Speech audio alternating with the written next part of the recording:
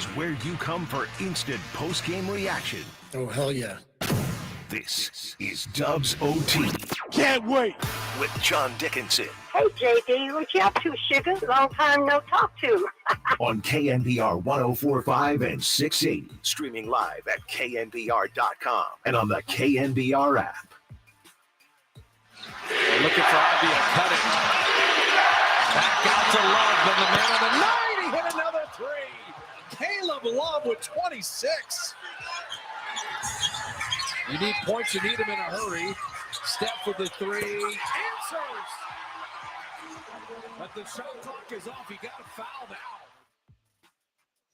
Yeah, one of 9 3-point makes for Stephen Curry that go to waste in this game for the Warriors because the Warriors get outscored 48-33 over the final 18 minutes, and Portland comes into Chase Center and hands the Warriors their first loss at home of the 2025-26 season. We welcome you in. It's Dubs OT with JD here on the Sports Leader.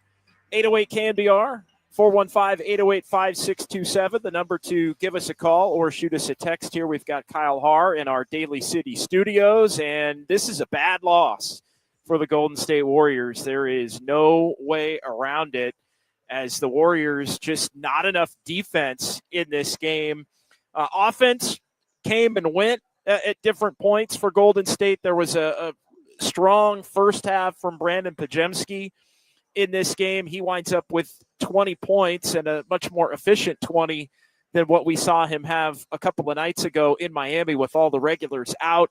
Massive Stephen Curry game from the second quarter on, but the Warriors just not enough, nearly enough defensively. And Portland, I think we can say, is a bad matchup for the Warriors because that's 2 games now here in the first month plus of the season against the Blazers where the Warriors just have not had any luck at all in the ability to defend. And this is a Portland team down some regulars, but Denny Avdia is somebody that's really given the Warriors fits here in the early part of the season. The size of Portland as well really hurt the Warriors. Warriors got crushed on the glass in this game.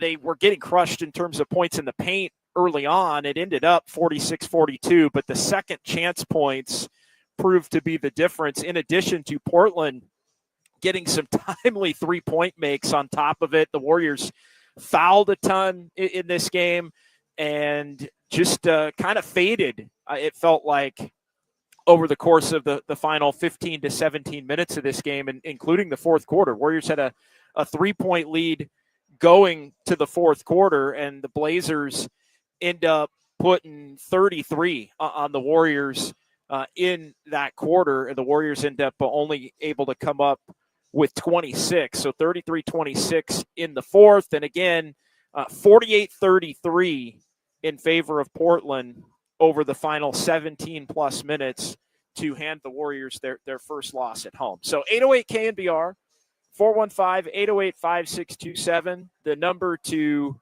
jump in and join the conversation as the Warriors fall to 9-9 now on the season. This is their third consecutive loss after they had pushed their record all the way up to 9-6 with a couple of real nice wins in San Antonio, and then they went and got the game in New Orleans on Sunday and kind of didn't have enough back into the trip against Orlando. They rested everybody against Miami, and part of the reason you rest everybody against Miami is so you have enough energy to be able to compete and contend in a game like tonight. And the Warriors, again, just defensively, all of the weaknesses that the Warriors have, Portland has the kind of players that have the ability to expose those weaknesses, and you just kind of run through the game early. The Warriors got down 7-0. It felt an awful lot like that first game after a long trip, but I don't necessarily give the Warriors that type of an excuse tonight, again, because of what we just talked about, the fact that the Warriors gave Steph and Jimmy and Draymond and Al Horford the night off in Miami, but the Warriors trying all night, it felt like, to ignite their defense. And some of it, I thought in particular early, was miscommunication. Some of it I thought was just sloppy play in terms of their switching and a lack of energy at the early part of the game. But as the game went on, it seemed more and more like Portland just had ways to attack that basically overmatched the Warriors. It was a 35-28 Portland advantage into the first quarter. Second quarter, Warriors helped flip the game, and it started right at the top of the second quarter with Brandon Podziemski, along with that group that's been starting most of the second and fourth quarters. Podziemski, it was Buddy Hield in for Moses Moody, who had picked up a couple of fouls in the first quarter, along with Jimmy Butler, Draymond Green, and Quentin Post, and they played some defense, holding Portland to just 7 points in the first 6 minutes of the second quarter. Brandon Podziemski was cooking. He had 13 points at that point in time, and he was the Warriors' best player at that point in time as Golden State had come from 9 down to take a 4-point lead there toward the stretch drive of the second quarter. And then the Warriors wind up having Steph and Curry get on a heater to close the first half, and Steph ended up 5 for 5 from three-point range over the final 5.5 minutes. He was seeing Donovan Clingan, and he was, making it rain from the rafters in terms of some of those three-point shots, and the Warriors really humming at that point, a 44-30 second quarter. So the Warriors doing it with offense. Steph with 18 of his 23 again in those final 5-6 minutes of the period, and the Warriors found themselves up 72-65. So from down 7 to up 7 going in at halftime, and the Warriors looked like they had an opportunity in the third quarter to potentially put the game away. They pushed the 7-point lead up to as much as 11 at 90-79, and that's when this thing really turned for Golden State. Portland on an immediate 10-2 run to cut it down to a 3-point game, and Portland ends up 15-7 to close the quarter. And instead of the Warriors up double digits or maybe pushing this game into blowout territory, the Warriors found themselves only up 3 going to the fourth quarter. And then it was going to be, can they do enough defensively to stave off Portland? Or hell, can you just win the game with your offense? For crying out loud. I mean, that was the other part of it. Some nights in the regular season, you just have to win the game with your offense. But Portland wound up with more players offensively that they could count on, more efficient players up and down the roster that they could count on to get buckets. And it was mainly drive and kick. It was mainly Avdia driving and getting fouled, and Avdia ended up 26 points, 14 assists, and 6 boards. He went to the free throw line 13 times and made 12 of them. Overall, Portland ended up with a 1-point advantage from the free throw line, but it was a lot of drive and kick. That was basically the offense for the Blazers. Head down, drive, kick out, drive and dish at the rim, lob it for an easy bucket from Clingan. And when they couldn't score, the Warriors found themselves getting demoralized by the second chance points and the offensive rebounds. 21 offensive rebounds for Portland in this game. 21. And they end up with 28 points off the rebounds, 28-10 in terms of second chance points. That advantage goes the Blazers' way, and it winds up being the difference in the game here down the stretch. Just a bunch of answers. Caleb Love with multiple answer threes. Tumani Kamara is a real nice young player. He had answers on putbacks and knockdown threes early and throughout the game.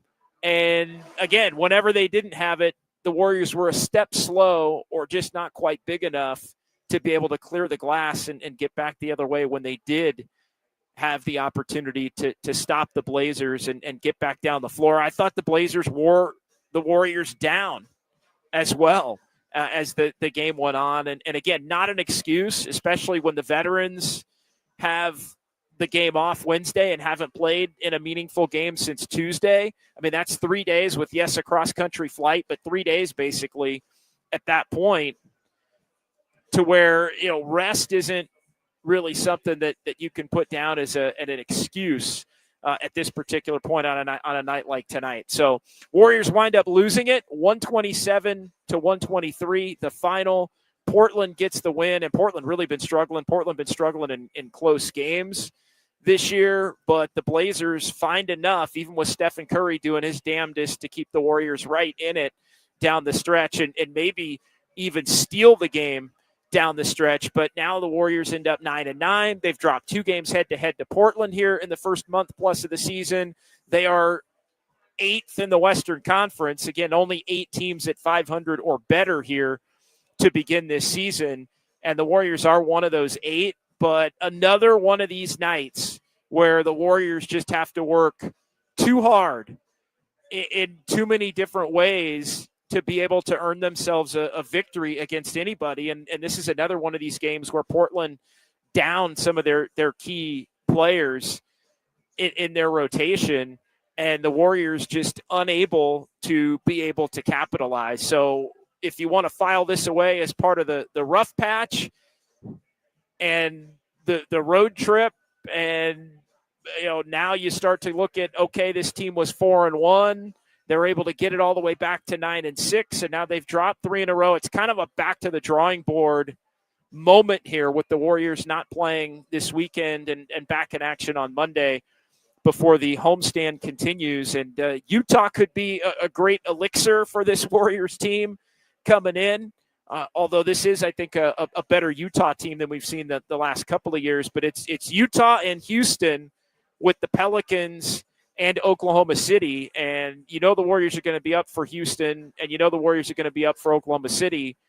But you got to win these games. And Portland, I do think, is an improved club. They got off to a really good start and then had struggled really until tonight. But you got to win home games against Portland. You just do. And again, Portland's probably going to be a team that winds up in the mix for a play-in spot when it's all said and done in the Western Conference. But it's just another one of these nights where the Warriors are having, unfortunately for them, to have to work too hard. And it's another one of these nights that tells the story here as to this team just not having enough on both sides of the ball to be able to make it through the long haul of a regular season. So that sets the table. Let's go ahead and take a quick timeout here. 808 KNBR, 415-808-5627. You can give Kyle Haar a call to react to this one. We'll get into the YouTube chat coming up here as well. The Golden State Lumber and Showroom text line is open as we are off and running. Warriors lose this one 127-123, and we're talking about it right here. It's Dubs OT with JD on the Sports Leader.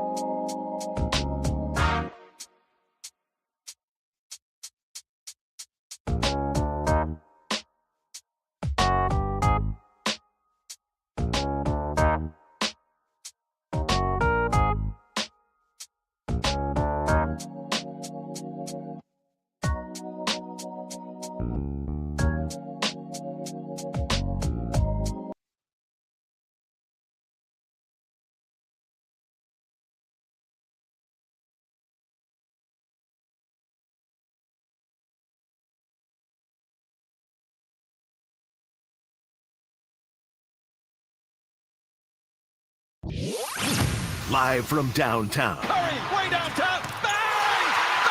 Bang! This is Dubs OT with John Dickinson on the Sports Leader. Streaming live at knbr.com and on the KNBR app. Pajewski nearly knocked it away. Kumar protects. Bobby in full motion. Caleb Love on a career night. Bottoms a three. 23 for Caleb Love. You're just helping off of it maybe a little too much there, especially because he's in rhythm. Way too much Caleb Love for the Portland Trailblazers against the Warriors tonight. As we welcome you back, Dubs OT with JD here on the Sports Leader, as Portland gets the win 127-123 over the Warriors. Back here at Harmonic Brewing in Thrive City, as we are after each and every game the Warriors play at home. First home loss of the season for the Dubs, and we're talking about it right here on Dubs OT. 808 KNBR 415-808-5627. If you want to jump in and join the conversation via the phone lines, the Golden State Lumber and Showroom text line is open as well. We're going to get an early installment of Kyle's Clicks here tonight, but just not enough defense. Warriors waste a hell of an offensive effort from Steph and Curry. Brandon Pajemski, one of his best games of the season, but the Warriors, for the most part, get cooked tonight. Inability to keep the offensive player in front of them, a lot of drive and kick, a lot of drive and dish at the rim. And then when Portland couldn't get buckets that way, they would just get the offensive rebound and do it again or put it back in the basket that way.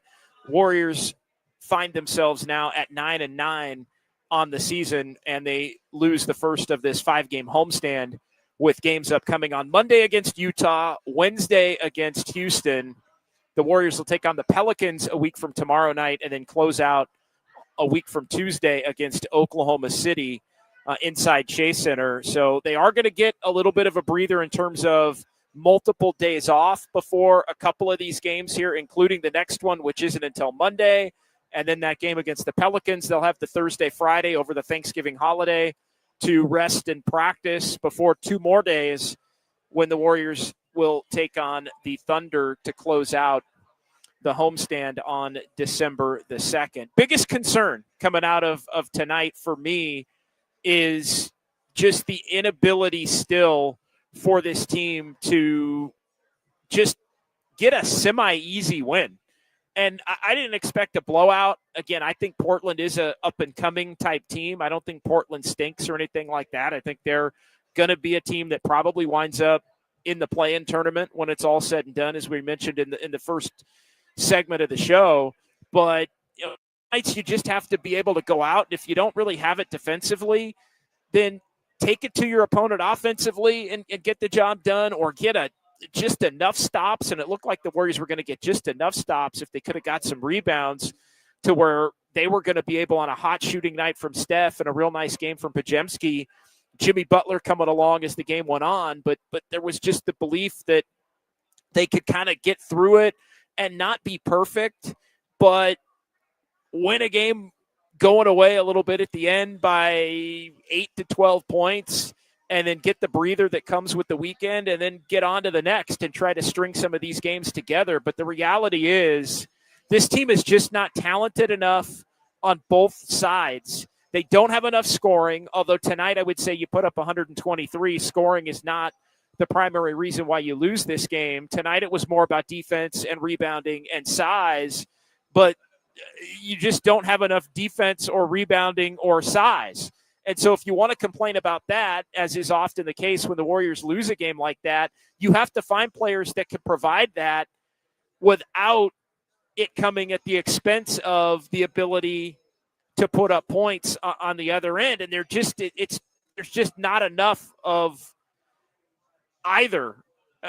And it leads to, GP2 playing a lot tonight. Well, why is GP2 playing a lot tonight? Well, GP2's playing a lot tonight in part because Kuminga's out, but GP2's playing a lot tonight because the Warriors are trying to find anybody that can stop a straight line drive to the basket by a wing player. And the reality is GP2's lost a step at this point and probably isn't somebody that should be a regular rotation member, but the Warriors don't have. He's the best of all the options right now in terms of trying to find a player that can be a wet blanket over somebody that's starting to cook a little bit offensively. And so he winds up on the court. Moses Moody winds up on the court less, and this was not a good Moses Moody game, but he only plays 28 minutes. Podziemski was playing well, so Podziemski earned the right to be out there, but because you're trying to fix one hole in terms of your defense, you wind up going with a lesser talented or less balanced offensive player, and then at times, even though you put up 123, you don't have enough offense on the court. And so both of those things kind of bit the Warriors over the course of this game and lead to the loss. And you could say, JD, the Warriors need a big, the Warriors need a big, the Warriors need a big. But they need a big that isn't going to be somebody that puts them at a disadvantage offensively, because you're already going to be playing a couple of non-shooters in Draymond Green and Jimmy Butler. So at what cost does having a big to grab a couple of rebounds prevent you from being in the flow offensively at the level that you want to be? So it's kind of take away from one area to fix another area, and then a new area pops up. It feels like that's where this team is at this point, following one of the more disappointing and I think somewhat demoralizing losses of the season for Golden State, as Portland comes in and beats the Dubs 127-123. And again, not that Portland is Indiana or Sacramento at this point, although the Warriors gave the night off to most of their guys in that game in Sacramento a couple of weeks ago that they got beat. This is the kind of game that you'd like to think that you'd have the ability to win at home. So disappointing. And another one of these games now where you're starting to try and build momentum beginning on Monday, but you're doing it right back from that point of being at the 500 mark here at 9-9 and 8th in the Western Conference. And it also is one of these nights where it kind of shows you that it's not going to be easy for this team to win the 48 to 50 plus games. Like tonight's one of those losses that makes me think that this team probably isn't good enough over the long haul to be able to win 50 plus. And so that in and of itself, how do you get to that point between now and the end of the regular season to where you have enough juice to be able to earn a seeding that gives you a shot come playoff time to be able to make that run that you believe when this team's at its best that they can have the potential to get to. So 808 KNBR, 415-808-5627. It's Dubs OT with JD here at Harmonic Brewing in Thrive City as the Warriors lose this one 127-123. Let's get it going to the YouTube chat. Kyle's clicks here, our first installment. Rebel to Sounds. Warriors lost this game in the non-Steph minutes and at the end of the third and in the fourth quarter. Yeah, non-Steph minutes tonight, as you look up. Well, they got back in the game in the non-Steph minutes in the first quarter or in the first half. I will say that. In the fourth, though, it was a different story because the Warriors went from 3 up to down when Steph came back in by 2, and then immediately when Steph came back in, the Blazers pushed the lead up to 7 at 109-102, and so they went for into the quarter. It's +3, and it was even greater than that when Steph left the game toward the end of the third quarter. But yeah, you look up and Steph was a -3 tonight, and the Warriors were a plus. So yeah, not good at the top of that fourth quarter. But they actually got back in the game at the top of the second quarter, and then Steph got cooking over the final 5 minutes of the first half and really got on a heater. But, yeah, the Warriors, you look up, and the fourth quarter is definitely the back half of the third quarter and the fourth quarter is where the Warriors lose the game. Again, 17 minutes with Steph on the court, with Steph not on the court. The 48-33 Portland advantage in the final 17 and a half minutes, that in and of itself tells the story of the game. So good tip-off comment there from Rebel to Sounds. Let's keep it moving here. JC Mack, Steve lost this game, in my opinion. The big lineup in the second quarter already provided the advantage, but he can't help himself bringing the small buddy GP2 lineup, got pummeled on the rebounds. And I'm looking at this. Yeah, that was middle of the third quarter. That equates a little bit more. But again, you're always going to have stretches in games where you're going to be playing different lineups. So yeah, I mean, GP2's out there because they're trying to have some semblance of defense. Buddy's going to play for his shooting, and Buddy was a part of the group in the first half that, even though he didn't score, he was a part of the group in the first half that helped flip the game back in the Warriors' favor. I don't see tonight as a coaching issue. I really don't. I see tonight as more of the Warriors don't have the personnel or the consistency to be able to win these games with enough ease to where even if they win tonight, and look, you can win this game tonight and then take a couple of days off and come back and regroup. But they just, you got to find a way to win this game. Like, bottom line, you just, if you want to be the team that you believe you are, you have to find a way to win this game, whether it's better defense, which I think tonight was the overarching issue, or just finding a way to outscore a team like a lot of other teams do down the stretch. I just don't see the coaching move that could have been made tonight. GP2 was playing because Kuminga was out. GP2 was playing because they were searching for defense. GP2 was playing in part because Moses Moody wasn't playing as well tonight as he has in other games. So appreciate the comment. They did get pummeled on the boards.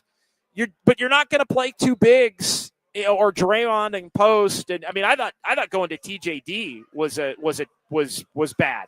That's TJD to me shouldn't be playing at all. But why do you go to TJD? You go to TJD because you're getting hit on the boards and you feel like you're too small.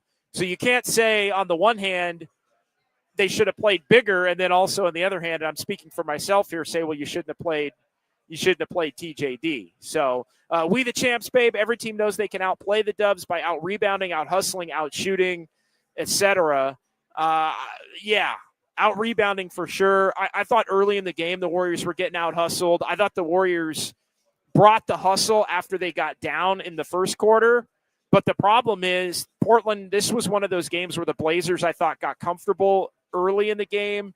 And then they had some guys, because they were comfortable early in the game, that hit some dagger type shots. Hello, Caleb Love, down the stretch that proved to be immense. But yeah, teams, the goal against the Warriors is always going to be to continue to apply pressure to them physically in terms of speed and pace and energy, because they are an older team and their younger players are inconsistent enough to where even if the younger players can match it, it forces the veteran players to match it for a long stretch of time.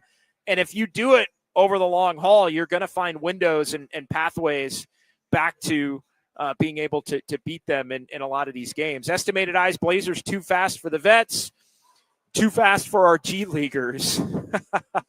Yeah, too fast for the Blazers play fast, man. They run the ball up the court. They attack. We saw it the game 3 of the season in Portland, and that was a game where the Warriors were at a point where it was, third game in 4 nights, so they were a little tired. But hell, we even saw it in the preseason that Portland had the potential to be a bad matchup for the Warriors, and they just applied that pressure and then went and took it to the Warriors on the glass when the Warriors couldn't stop them, or the Warriors did stop them at different times in the game. But good comment there from Estimated Eyes. Joke's on you. Worst thing that happened to this team is Curry's injury and thinking they could beat Minnesota. Going back to last year, they just stood pat and it was all fool's gold. Now the league had an offseason and tape.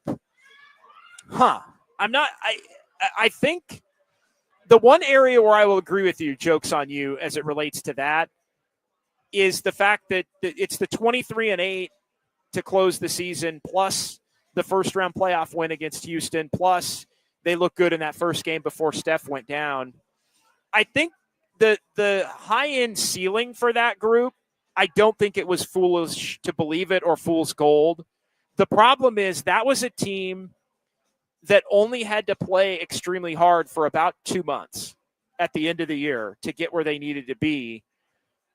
To believe that level would be sustainable over an 82-game season, because if you really watched every game, you saw how hard the Warriors had to play to earn those wins, how hard they had to work to earn those wins. And we've talked about this a ton.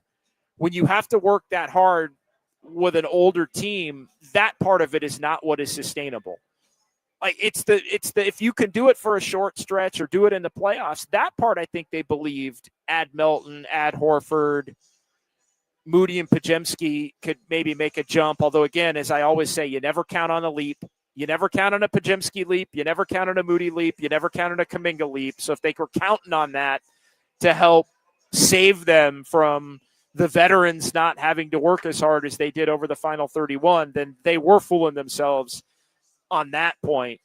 Joke's on you. But I think not crazy to believe that they could be a playoff level contender, but crazy to believe that they could get through the regular season with the same vigor that they got through the 31 games last year after the Jimmy Butler trade. Continuing on here, 808 KNBR, 415-808-5627. Cowboy, I don't like that Draymond, Curry, and Butler sat out versus the Heat, basically forfeited the game. I hate load management. I absolutely hate load management. I think Wednesday's game is one of the handful of times where it made sense because the Warriors had already picked up 3 wins on the trip. They were showing some signs of fatigue, I thought, against Orlando. And so you also have this 5-game homestand with the 1 day between the game Wednesday and the game tonight.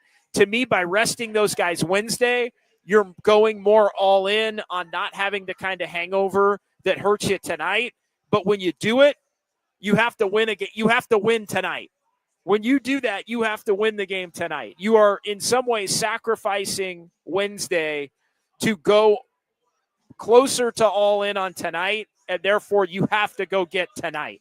And so when you don't get either game, then I don't have any problem with anybody that in hindsight wants to go back and complain about the first game, because you ended up with an offer, and you could have ended up with an offer with everybody playing in both of these games. So fair point to bring to the conversation. Dig'em 117. Half the team didn't even get back for the last possession. Yeah, I mean they were looking a little slow tonight. There's no doubt about it, Dig'em. They were looking a little bit slow tonight. And as Dig'em adds on, the other issue is that every other team gets up to play Curry and the Warriors. Then build your roster to you know that. Build the roster to where you have enough to get through a regular season. And it's telling because so often, so many of these other teams that the Warriors face, you look at their guys going up against the Warriors, and they got a bunch of guys that you look at on these other rosters and say, man, if the Warriors had this guy, that guy, this guy, that guy, they'd be cooking. But the problem is those guys don't typically always play at that same level when they're not going up against the Warriors, and I think that is part of the equation there. All right, continuing on here. It's just the schedule, guys. That's what they keep telling us. Old, tired, poorly constructed. It's not just the schedule. It's not. And that, look, I've been very reluctant to complain about the schedule. And I've discouraged others from complaining about the schedule. There have been more than enough opportunities for the Warriors to have 3 more wins than they do right now. Tonight is going to be a game that you're going to put in the shoulda got category for me. I don't put Orlando in that game. They punted on Miami and Sacramento. I think it would have been fortunate for them if they had not maybe punted on Sacramento. I didn't love the fact that everybody got the night off that night because Steph was sick. Because if you had played Jimmy or been able to play Jimmy or Draymond, you might have won that one. But to me, it's about the game tonight, the game in Milwaukee, the game in Indiana, the game in Sacramento. Again, maybe you don't win all of them, but you win 2 of them, and you're 11-7. And we're having a different conversation at that point. But you got to win. You got to bank wins when you have opportunities to get them. The Warriors did that in San Antonio. And right now, we can go back and look at the 2 games in San Antonio and say, hey, that's the only reason this isn't disaster right now, is that the Warriors had the ability to get those 2 wins against the Spurs. But it is not just the schedule. It is not just the schedule. East Oakland, Zay, I keep saying this Warriors team isn't good. They're a play-in team, maybe the 6th seed at best, potentially win around or lose around, just like last season. I think right now, as we sit here on November the 21st, that's exactly – they are maybe a 6th seed, probably a play-in team, could get on a run as the season goes on. But to me, the greatest thing that's going to dictate what kind of run that they can get on is going to be who they have the ability to add at the trade deadline. Like this team, as it's currently constituted, even with Melton coming back, is still over 82, very close to the team they were over 82 a year ago. And I think that's the thing that the Warriors thought was going to be different, was that they were going to be the team over 82 that they played like over the final 31. And then you start to do the math on that and you think, oh my goodness, that was a 742 winning percentage type of a team. That's a 60-win team. They played at a 60-win clip over the final. Well, you're not going to be at so you even adjust off of that and you say, well, can this team win 55? Can they win 52? And the reality is I don't think that they can. But you look at the Western Conference right now and the standings. And again, it's early. I don't get too crazy into the standings, but the Warriors aren't. I mean, Oklahoma City's 16-1. They aren't better than OKC. They aren't better than Denver. They're not better than Houston. But then it's like the Lakers. Well, we've seen those 2 teams play head to head. They don't have as good a record as the Lakers now.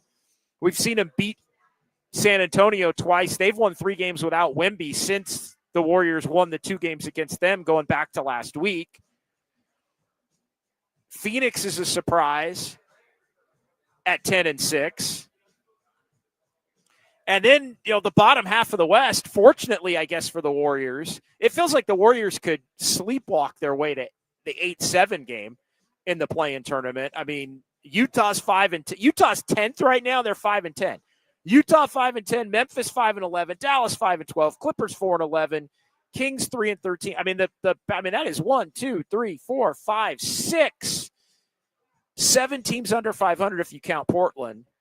So, I mean, it feels like the Warriors' floor is probably about 8, but you can't finish 8th with the team that you currently have and think you're making some kind of a run toward a freaking title. Like, that's not happening. Are they better than Minnesota? Right now, they're not. Minnesota's, 10-6. Phoenix came back and beat them, down 9 in the final minute tonight. Let's see. It's so hard to watch this team knowing everyone will be gone at the trade deadline. Got to start over again. Damn. Well, I don't think everybody's going to be gone at the trade deadline. I think a couple of guys might. I think there's a couple of guys that are going to be gone. And I think what the Warriors are going to have to hope is the guys that fit the least are the guys that wind up in the trade to bring back players that fit better and give this team an infusion of energy that can help them push forward to a similar finish to that of last year, and then potentially to be able to have more in the tank for a playoff run. But yeah, I mean, I'm kind of with the previous commenter in that, yeah, this team could get in. They could win around maybe 2, probably not. But is this team going to win 3 or 4 rounds and beat Denver and OKC? No chance. There's no chance. This team right now, as they're currently constituted, no way. Robert Brown, JD, would you be shocked if this really spirals out of control and Butler requests a trade out. Yeah, I would be. I would be shocked, Robert, if that's the way this thing plays out. If anything right now, and here's the other dangerous part. I'll give you the other dangerous part of lingering around 500. It's the fact that you're an injury away from being 4 or 5 under 500. You're a Steph ankle tweak. You're a Jimmy knee sprain.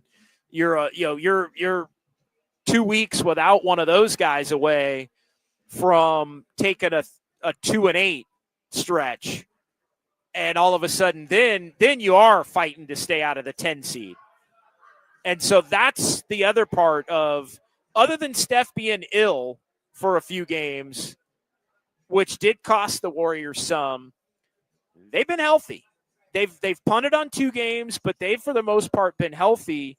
You don't get games like tonight. They keep you closer to 500 than you want to be, and then you wind up going through some real injuries, and you're in a really bad way. But, yes, I would be shocked if it spiraled out of control to the point where Jimmy Butler would request a trade out.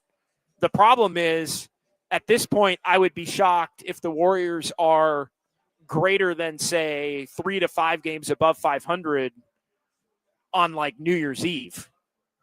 And still a long ways away from that. But that to me, it's not so much I think, oh, this team's in major trouble. It's just that I don't think that this team is good enough to get to that point to where you're going to be feeling great about where they are come January 1 of 2026. All right, 808 KNBR, 415-808-5627. Let's go ahead and take another timeout here. We'll come back and more in the YouTube chat. We will get to Sounds at Dubs OT coming up as well. Steve Kerr, Steph Curry, Brandon Pajemski at the podium tonight for the Warriors as they get beat 48-33 over the final 17 minutes. They get outscored 33-26 in the fourth quarter.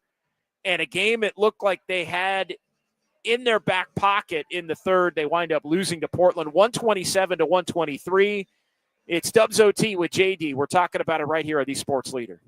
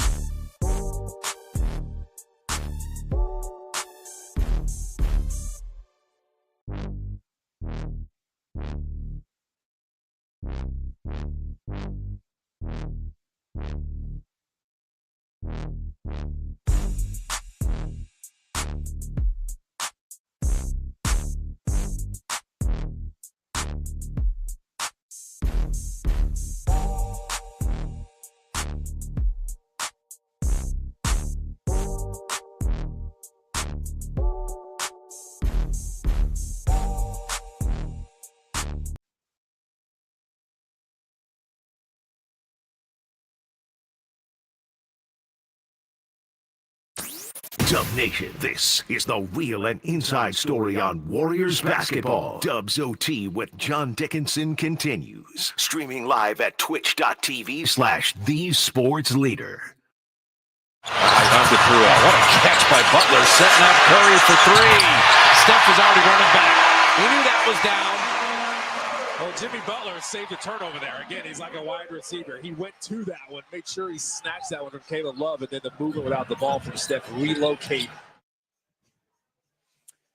Warriors waste a massive Stephen Curry night tonight as Portland beats the Dubs 127-123. First home loss of the season for the Warriors as they fall to 5-1 inside Chase Center. Stephen Curry goes for 38, but the Warriors have dropped their third straight overall, 9-9 on the season. We're back here. It's Dubs OT with JD here on the Sports Leader from Harmonic Brewing in Thrive City. 808 KNBR, the number as we continue on here on this Friday night. And that's where Ian checks in here on the Sports Leader. What's going on, Ian, out in Oakland here on Dubs OT? Hey, what's going on, JD? What's up, my man? How you been? I've been all right, man. Hey, I just wanted to call in and chime in a little bit about two quick things, man. The roster construction and the fool's gold of the, what was it, 23-8? Is it the 23-8 finish they had last year? 23-8 to finish the year, plus the Houston win in the playoffs. But yes, 23-8 in the regular season. Okay. Well, about the roster construction, I mean, as far as being able to build a team that can withstand, you know, the grind of the 82 and still seed well enough to avoid the play-in and all that, they can't afford to build a team. You know, that's one factor that, I mean, it's boring because it's not on the court. We don't talk about it that often, but when you got the three guys taking up 90+% of the cap, the kind of players that would fit in and play consistently enough, they can't afford those guys, you know, and that's why we're relying so much on the young players that we do have that aren't coming along fast enough or specialists that can only do one thing when you need two or three things or whatever. They just simply can't afford that. And the big three and Kerr and everybody all knows that, even though, actually, I'm not going to even say that. The other thing that I wanted to say, though, I do think that there's a little bit of fool's gold in the 23-8, JD. I was kind of I'm a fan, and I was glad they was winning those games and all that stuff. But when you really think about it, there were so many factors that went into that. They were in desperation mode, one. And then two, it's not like all 31 of those teams were playoff teams. You know, so what I mean by that is, like, if they had played the Houston Rockets 31 times, would they have went 23-8? I doubt it. You know what I mean? Like some of those, there were some good wins in there, sure, but there were a lot of teams in there that weren't in a playoff hunt or trying to get to the playoffs. You know, I do remember they beat San Antonio. Here would be my quick counter to that, Ian, would be, well, you've also played Sacramento that's got 3 wins and hasn't won a game since.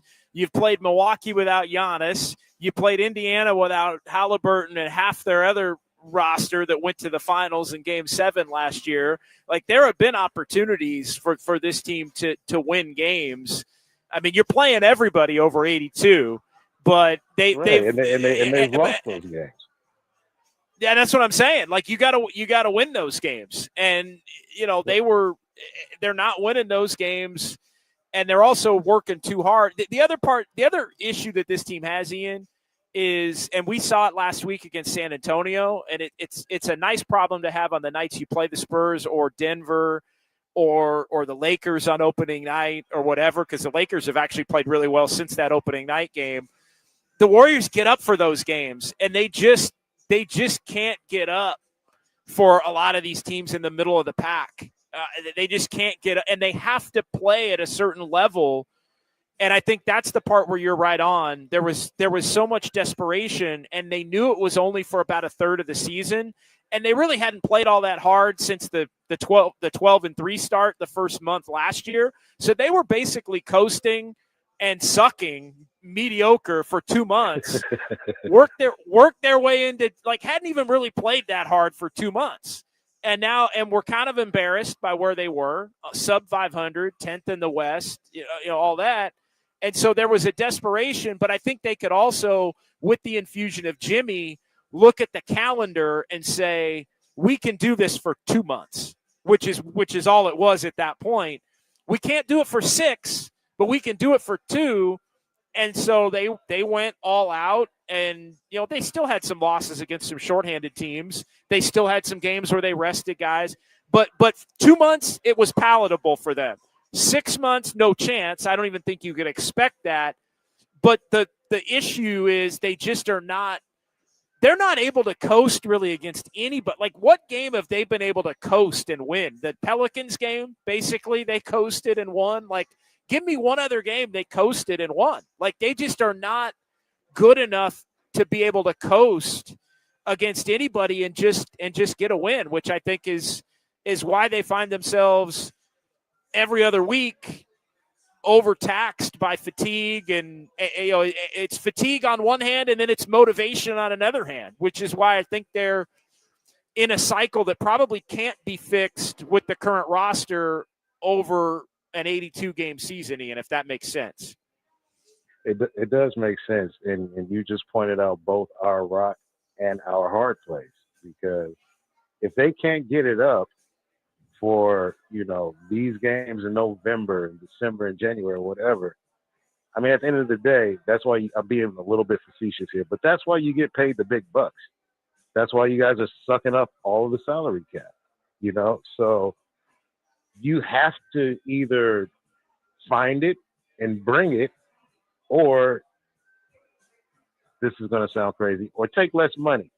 That's not the conversation that I'm bringing, to the conversation per se, but it's just the reality of it. Those guys, they can't tell us, oh, well, some of us can't play back to backs, and well, we can bring it for 2 months, but we can't really bring it for 6 months. Okay, well then you're admitting the deficiency in what you guys can bring to the table. So the salary cap says that you can only bring in so many other players at whatever price point. And, even in trades and whatnot, JD, the players that we talk about that can maybe come in and help, they're not difference makers, So I know that the Warriors, there's been a pattern the last 3 seasons. They've all looked the same. They struggle through the regular season, and, they play like hell to make it to the play-in, and, maybe they get in, maybe they don't, or whatever. All the seasons have gone a little bit different. But, at some point, they said that they want to give Steph another shot. And I think as fans, if we just look at it like, okay, if they get in the playoffs, however they do it, it's about giving Steph another shot. But to have expectations, like any expectations, because they're 9-9 right now, and this is before any injuries on the roster, significant or anything like that. So who's to say that they'll even make the playoffs? So I look at it as a fan, like the goal of getting to the playoffs and giving Steph another shot. That is the goal. But expecting them to win rounds or Western Conference Finals or anything like that, I just feel like that's the real fool's goal, and that's what I call it. Ian, great call, man. Appreciate it. I think you're spot on in a lot of what you have to say. The question then becomes, and thank you for chiming in, the question then becomes, what do you do to try and give yourself a better chance? And then that's where it leads to the trade deadline and your ability to be able to move certain players, to bring in other players. But you're right, there aren't there isn't going to be a third star or a fourth star. Like, it isn't going to be that kind of a move because of the salary cap. It's a matter of, can you come up with a couple of players that can help you in the regular season while also being players, at least one of them, that can be a closing type player in the playoffs that can ease a little bit of the burden to where Steph and Jimmy can kind of do their thing and not be completely burned out in having to do their thing on a night in, night out basis. It's the same conversation or a similar conversation to, the ones that we've had a lot. But no, Ian, I think spot on. Great phone call here on Dubs OT at 808 KMBR. Before we get back to the chat, let's continue here on the Golden State Lumber and Showroom text line 408. JD, some real talk. The Dubs look like a 9-11 seed, best case scenario. Hield and Post are atrocious. If they don't hit their shots, they provide nothing else. Yeah, Buddy Hield's off to a bad start. Quentin Post has had his moments, but I agree, when he's not hitting shots, he's not a useful player. And then you look at, just some of the other areas of this team. Al Horford's another one. I mean, Al Horford, I thought until the middle of the third quarter, this was one of Al Horford's better games of the season. But you look up at the end of the night and he's 2 for 5. And yeah, he had 7, 6, and 3. But he's a -5 in 18 minutes. Like, they have not gotten what they believed they were going to get from Al Horford here in the early part of this season. And Horford had a block real quick early in the game, but Horford's not a rim protector. He's somebody that's going to do the best he can to protect between man in the basket and rebound. And rebounding has been problematic over the long haul here for Horford, or the early part of this season overall for Horford is probably a better way to say it. And if you just go through player for player, Steph and Jimmy have shown you that they still have the ability to be Steph and Jimmy. Draymond has shown the ability to ramp it up when he's got it, like against Wemby. But there's just not enough in other areas. And it's not to put blame on Pajemski or Moody or Buddy or GP or any of these guys, but you got to figure out a way. You got to figure out better, because the Steph, Jimmy, Draymond part isn't necessarily changing. I think they're more right now of a 7 to. I think they're more of a 7-8 right now that has a chance to maybe be a 6, only because the rest of the Western Conference, the back half of the Western Conference, has been so atrocious. 510. That's 3 straight losses. Stop blaming Kuminga. Well, Jonathan Kuminga hasn't even been mentioned tonight. So nobody's blaming Kuminga. Nobody's blaming Kuminga. How much would Kuminga have helped tonight? The Warriors should have won this game anyway. The game against Miami, nobody's blaming Kuminga. They punted on the game at 10 o'clock in the morning Pacific time. They rested. Nobody's blaming Kuminga for that. And, Orlando game was one game that, you're not going to win them all, right? I mean, they were 3-1 or 3-1 basically, with his minutes reduced, 3-2 with the game today. But yeah, nobody's blaming Kuminga. The question is, how much does Kuminga help, and who is the player that has value enough to where you can move to add to this roster, because Kuminga still is kind of a clunky fit. That's where we're at right now.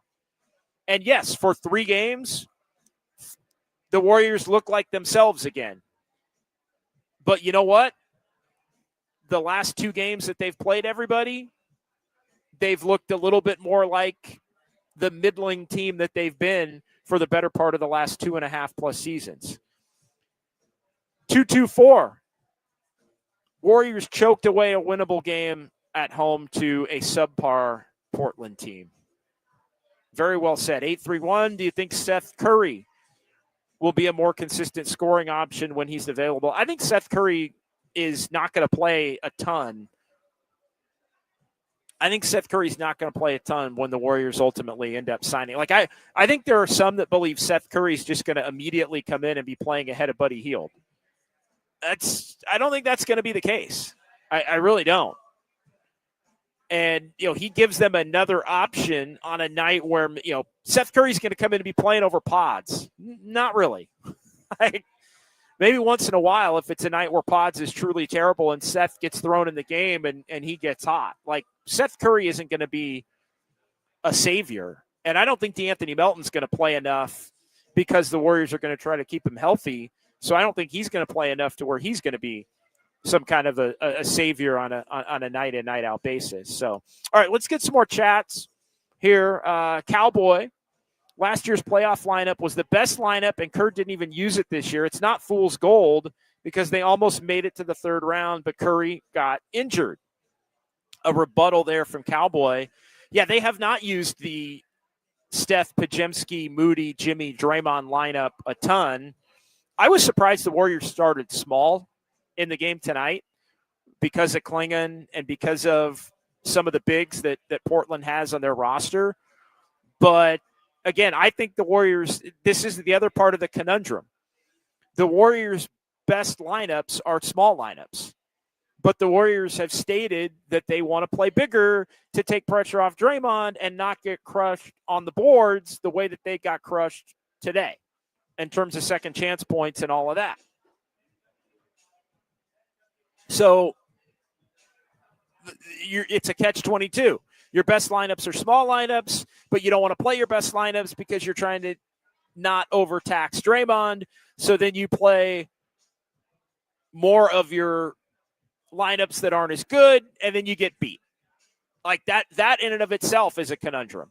And that also ties with the whole final 31 of last year when the Warriors burned out on playing that group.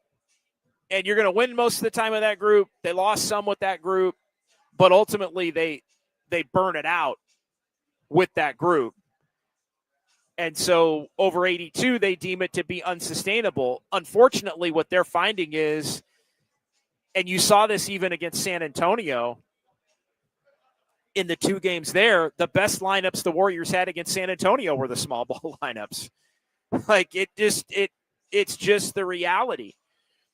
And yet they're trying not to overuse those lineups, but every time they don't. And tonight's another example of a game, and I've said this in a few of the losses, there is a common theme of the Warriors playing, and you can say, wait a minute, JD, they don't have size, and they got beat because they don't have size, and they got beat because they're too small and all that. They've played their bigger lineups more minutes tonight, and they got beat because their bigger lineups aren't as good. That's just the reality. Their bigger lineups are not as good. And so they wind up between a rock and a hard place there. That's another element of you try to fix one problem and then another one pops up, and then you try to fix that problem and then another one pops up. And over 82, you're always going to get exposed, especially when the opposition is going to be hitting you with their best shot on a night in, night out basis. All right, a couple of more here. JD, who would you rather have as an addition to the Warriors? Trey Murphy III or Anthony Davis? Trey Murphy III. I would trade Kuminga, Pajemski, and 2 first-round picks right now for Trey Murphy III. I know this is the second time this week I've said that, but I would probably trade 3 first-round picks. One for each of his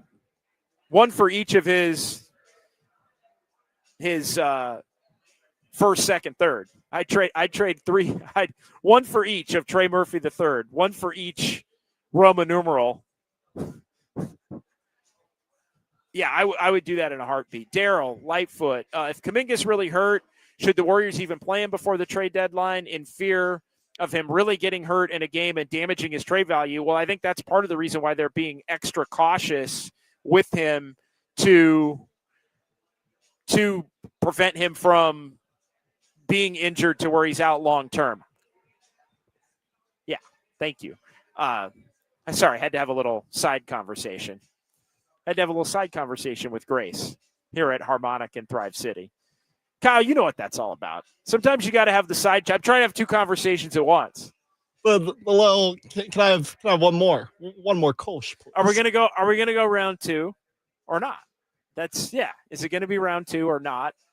And I was trying to but no. I think Daryl, you're on it. Like they're gonna make sure Kuminga is healthy. I mean, you want to always do right by the player. I mean, that's first and foremost. I mean, you want to do right by the player, but you want. Kuminga has shown throughout his career that he needs to be, or at least feel like he's 100% to be able to be the best version of himself. So I think you want to make sure, and he didn't look right in hindsight. Like we were he didn't look right the last couple games before the injury. And I think now that when it came out that he had the injury, it made sense. Like I think at times when he's less than 100%, he isn't quite as confident in doing the things that he does well in terms of being able to attack the basket and have lift and be able to finish and draw fouls and a lot of the things that he does well. So the explosiveness, I think, was maybe not there a little bit for Kuminga in fairness to him. It ain't on Steve entirely. The whole roster is just deficient. Nobody can defend consistently enough, and our bigs are a non-factor. Yeah, the bigs have not been good. I mean, Quentin Post has had his moments. Al Horford's had a couple of games. They've been their best when Draymond's been at the 5. And TJD, I mean, I don't know why TJD would play ever. And I thought it was peculiar. Again, tonight, Kerr searching for defense, searching for big, searching for rebound. More TJD, not usually a good thing for the Warriors. Playing more bigs, not usually a good thing for the Warriors. That's just the reality of it. But, yeah, the roster, on the one hand, doesn't have enough offense. On the other hand, doesn't have enough defense. On the other hand, doesn't have enough size. Like, they have enough on some nights or in parts of certain games for all of that. But then there are other times where they don't have all of that. Thank you. So, yeah, that's kind of where we're at this particular point. JMU 22, Dre messes up a lot of lineups. We should consider trading him. I mean, really. Okay, well, who are you trading Draymond for? I mean, there's like 2 players you're trading Draymond for. And I'm being serious, Kyle. Can you name the 2 players you'd trade Draymond, like that would need to be in a Draymond package? Like I can think of 2 players that would be in a Draymond package, potential Draymond package. Can you name the 2? They're obvious. Like alongside Draymond. Yeah, where Draymond would be in the package. Right. Kuminga. It's Davis and it's Anthony Davis or Giannis. Right. Trading for, yes. If you're like, who would you be trading for? Yeah, and Draymond's only half of those salaries. So, yeah, it would be Draymond, Kuminga, Pods, and picks for either, probably. So, I mean, Anthony Davis is making $54 million. So if you're even going to consider that, it's Draymond, Kuminga, Pods, probably GP, and a couple of picks. And same thing with Giannis. You've got to include even more for Giannis because I think Giannis is even, he's even higher up on that. So, but yeah, I think the simpler way to look at it is find guys that can fit around the 3 that you have. And I think that's where the Warriors have been a little too reluctant probably to look to move some of the young players and or future picks. And again, in fairness to them, I understand why they don't want to trade the picks because of once you trade those picks, and if you're not a title contender and you don't get the right guy, then you are cooked. Then you are Phoenix. Then you are in a position where you're post-Steph, you're going to be, the Pelicans or the Wizards or a team like that that's in a horrible, horrible spot, and your pick's going to another team that's in a better spot than you are. All right, one more, and then we'll take a timeout. We'll come back. So, JD, how about the Warriors get an athletic big now? Who's it going to be? Daniel Gafford? I mean, you name it. Who's the athletic big that's attainable for the Warriors to get that's going to play enough and play with these other lineup combinations? Because, again, now you're talking about less Draymond. Like, Draymond needs to play the 5. Like, here's the rat on the here's the rat on the table, the elephant in the room, whatever you want to say. Draymond can't play the 4. Draymond's not good at the 4 anymore. And none of the Warriors centers are good enough at the 5 to where you're weak at the 5 because the centers aren't good enough, and you're weak at the 4 because Draymond's better at the 5 than he is at the 4. So go get an athletic big then. Go get an athletic big, then you're playing Draymond at the 4 more. It's a tricky proposition. All right, let's take a timeout. 808 KMBR, 415-808-5627. We're going to come back. Final installment of Kyle's Clicks, Sounds of Dubs OT, fun with numbers. We'll fit it all in right here. Dubs OT with JD on the Sports Leader.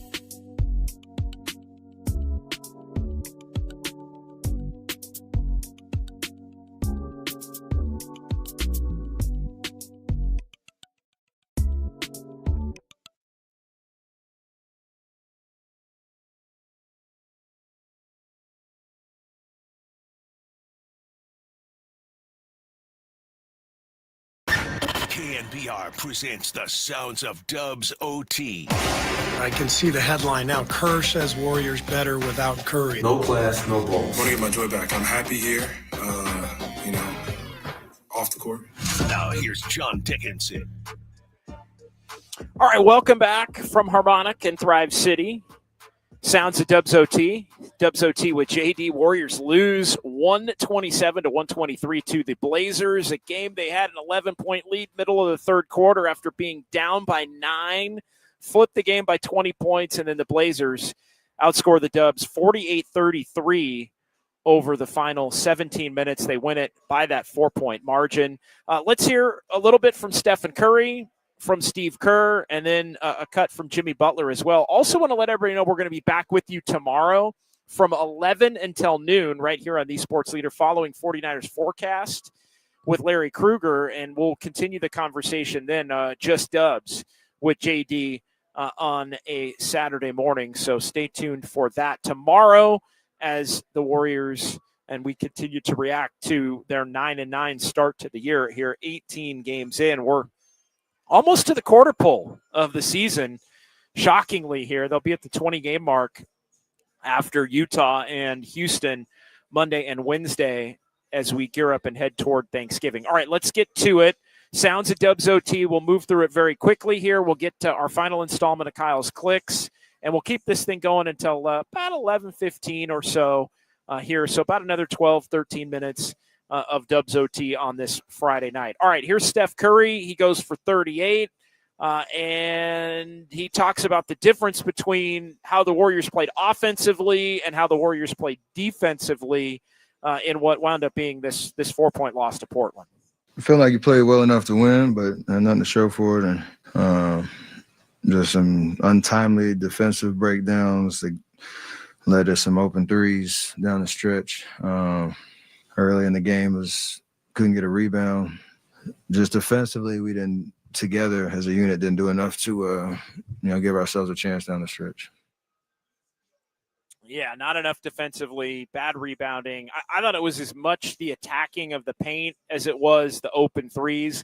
I think it all starts point of attack. Like, I know POA is something that gets laughed at, I think, in the Warriors' sphere as like, oh, POA, how important is it? Well, tonight's one of those nights where not having enough point of attack defenders burned the Warriors because they could not guard Portland without fouling. They could not guard Portland without their rotations getting messed up. And it was all because they were getting attacked. And they were getting attacked by guards and wings and kickouts and all those things in addition to the rebounding being a problem. So, yeah, defensively not up the snuff for the Dubs in this one. All right, let's hear another Steph Curry talking about the defense and the up and down nature of the Warriors defense here to begin this season overall through 18 games. I don't know. I think we've had, some bright spots, some games that we've shown we could do it for 48 minutes, and we've had some duds. Even tonight we had ebbs and flows. Whatever the answer is, it's a reminder that you have to, fly around, be on a string, not have mental errors where you're letting guys get to their strong hands and, game plan discipline type stuff. And I think we've struggled with that part, especially tonight, letting guys just drive right down the paint, and then we have to put pressure on our bigs to figure out if they're going to, guard the rim or guard the ball, like stuff like that. Over the course of a game, you start chasing a little bit. Yeah, it just hasn't been there nearly enough consistently. It just has not. And some of it is the lineup combination. Some of it is effort. Some of it is they just don't have enough good defensive players on the court at times. Sometimes they have offensive players on the court, which limit their defensive players. They have enough lineups that can play quality defense. The problem is you can't play those lineups 36 minutes out of the 48-minute game. And so they leave themselves more exposed than some other, I think, more youthful teams do as it relates to that. All right, let's hear from the head coach, Steve Kerr. A couple of Kerr cuts after Steph and Curry. What's Steve Kerr's take on the defense? Not good tonight, right? But how about through the first 18 games? Statistically, surprisingly, they've been in the top third overall in the league, but Steve more worried about the defense or the offense? I think overall our defense has been pretty good, actually. I think we're going to be just fine defensively. I'm not worried about our defense. I'm more worried about our offense right now. Not a whole lot of rhythm, not a lot of flow. So this week will be really good for us to get some practice time. Starting Sunday, tomorrow will be off, and we'll get some work in Sunday and a couple more practices during the week. So it should be a good week for us. I'm going to surprise you, Kyle. Are you ready to be surprised? Are you ready to be surprised, Kyle? I'm actually, as much as tonight specifically was about the defense, and overall, I think the Warriors defensively for the long haul of 82 probably, like, nobody plays lockdown defense really in an 82 game season. But I'm going to surprise you, Kyle. Tell me if you're surprised. I'm actually more concerned about the offense too. Not tonight necessarily, and that's while acknowledging that the defense, I think, has been held up. Like, I don't think the Warriors' defense has been nearly as good as it statistically says it's been, if that makes sense. But the eye test, I don't think, has been as good. There have been a lot of games like tonight, it's felt like, where the Warriors have maybe gotten a few more stops here and there, or other teams haven't totally made them pay.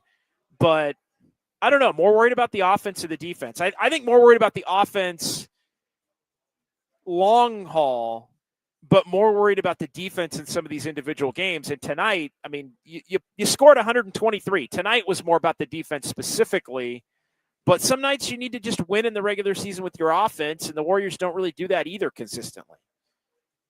And I think the thing that's concerning with the offense is, yeah, you have a clear number one and number two option in Steph and Jimmy, but then like your 3, 4, 5 options are just like a mix match of whoever, of like Moody or Pods or Draymond sometimes, and it's like, but maybe it's Kuminga, maybe it's Kuminga, maybe it's Quinn Post, but maybe it's Buddy, gets hot, right. But Game then 7, Buddy. But then it's not like all 5 of those players are all hot at the same time. It's like maybe one of those. And you can't count on any of them. Like 1 or 2 of them might be, but you can't count on any exactly. of them. Yeah, exactly.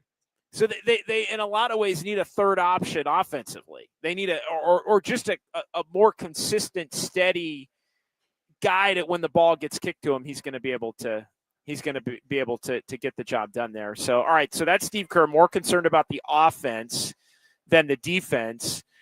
Let's hear another Steve Kerr. Is this real? All right. I got to ask you, is this real? Like, maybe I'm getting the context wrong, and our guy Brian McCarthy cutting this up. But so Steve was asked about Trace Jackson Davis getting more minutes. Is that am I getting this right, Kyle? Is that? I've not heard this cut. I trust my guy Ryan, but I think we should just take a listen and see. So Steve was asked about TJD playing more minutes. More minutes. All right. Here's what Steve had to say. Yeah, was there a point maybe putting in Trace Jackson Davis earlier in the game to kind of match out of athleticism and grab some rebounds, because the second chance points I believe was 28-10, which, as you kind of mentioned too, that was the game right there. So is there something that Trace Jackson Davis isn't doing to get more minutes when there's a big size advantage like that? It's definitely an option. Yeah. Wow. I think Trace Jackson Davis played, and I do not want to be mean. I do not.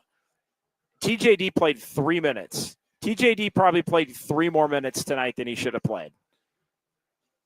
Like, and I'm not like, what? More TJD? Oh my goodness. Is that what that? So that was real. Wow. San Jose Jazz fan hate.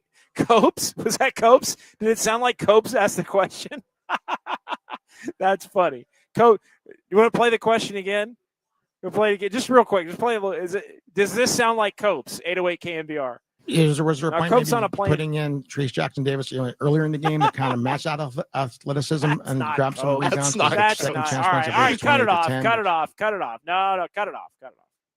That's not Copes. Copes on a that's funny, San Jose Jazz fan A, but that's not Copes. That's Copes on a flight back from Hawaii. That's not Copes. More TJD. All right, Ryan. Ryan was trying to bring a little levity to the program tonight. John Jay says that's Copes. Andis. LMAO. It's a good call. I agree. It's a good call. That was Copes, right? San Jose Jazz fan 8. That was not Copes. Yeah, exactly. Copes is off. Kerr just brushed it off. Like, sure, he's on the roster. Ian J. My goodness. That was a Bruce Bochy answer. That was like, that's Bennett Roth. That's Nopes. Copes is somewhere. Copes is like halfway between Honolulu and San Francisco right now. Copes was not in on the Steve Kerr post-game press conference. And sure he didn't FaceTime that question from the plane. If anybody could. No, I'm pretty sure. I'm pretty sure he didn't. Yeah, I'm going to go out on a limb here and say more TJD is probably not the answer. All right, let's see Jimmy Butler. Let's hear from Jimmy Butler.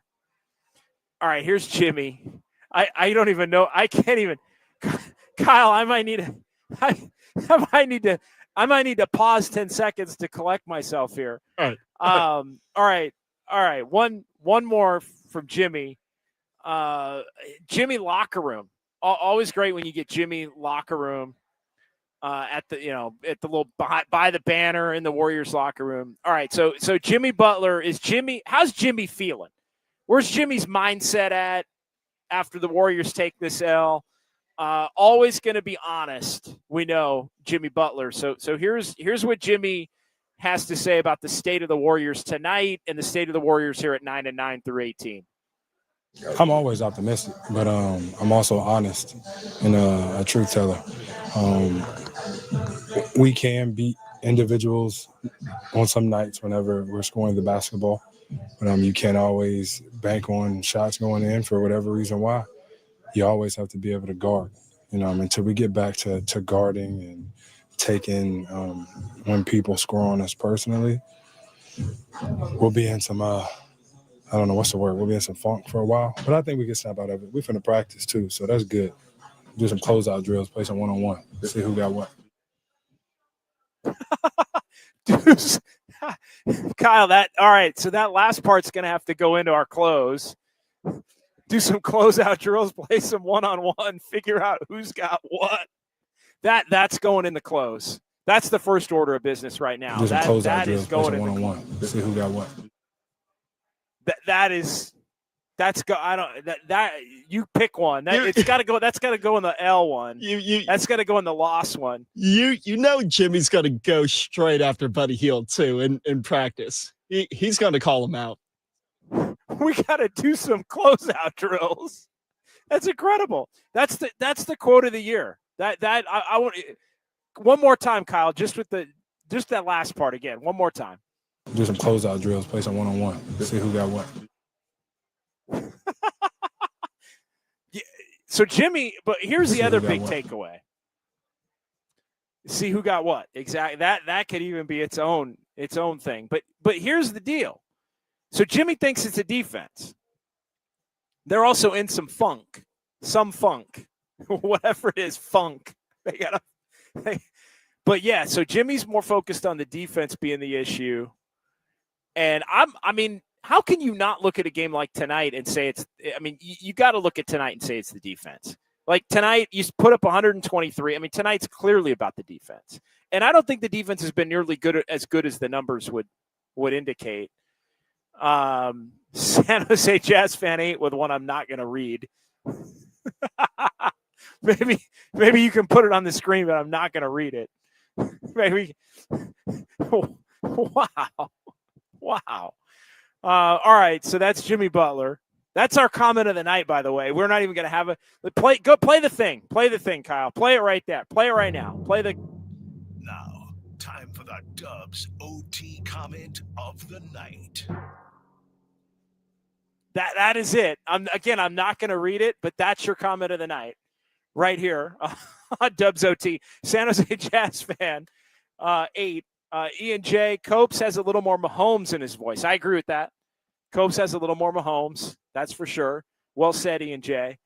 All right, that's our sounds at Dubs OT. We've already done our comment of the night, so we're completely out of order here. So we'll do some Kyle's clicks. We got a couple minutes. Let's do like 2-3 minutes of Kyle's clicks, and then we're gonna get out of here before we lose the license or lose our jobs. Joke's on you. Caleb Love, Ryan Rollins, Quentin Grimes, all-stars against the Warriors. Don't forget Dennis Schroeder and Russell Westbrook. Those guys were – don't forget 2025 Dennis Schroeder and Russell Westbrook. Those guys were all-stars against the Warriors as well. All right, Bennett Roth, what's up with the YouTube chat showing the usernames all weird and funky? I'm with you, Bennett Roth and Newell. I'm with you. I don't like that either. I know Kyle and I were talking about it. I think it's a YouTube thing. Yeah, it's a YouTube, right, Kyle? You can confirm this. That's not a Dubs OT issue. That's a YouTube issue. I did go to some random like bad music live stream and yeah, it was like that as well. So yeah, we went and checked some other chats, and apparently, yeah, DM YouTube, man. Robert Brown, I had to change my name. I knew it was you, Robert. I said it. I actually said to Kyle, I said, is that boop, boop, boop, boop, boop, boop. Is that Robert? And yeah, that's Robert. Yeah, no doubt. That you got to fix. I don't know if that's some kind of glitch or intentional, but yeah, YouTube's got to figure that out. So, all right, a couple more. Who got what? Yeah, Rich Ray. Who got what? Who got what? That's exactly, Robert. I don't need to get that call from the FCC. You, those of you that have listened beyond 11 o'clock know that every once in a while there might be a little slip of the tongue from JD. Too many burner accounts and bots from at Andis Brown. Thanks, Andis. Appreciate it. All right, one more, but not our comment of the night because, I mean, San Jose Jazz fan 8 burned that one down for maybe the rest of the month. JD going to have to move to tequila pretty soon watching this. No, we're good. We're good. All right, let's get fun with numbers, and we're out of here on this Friday night.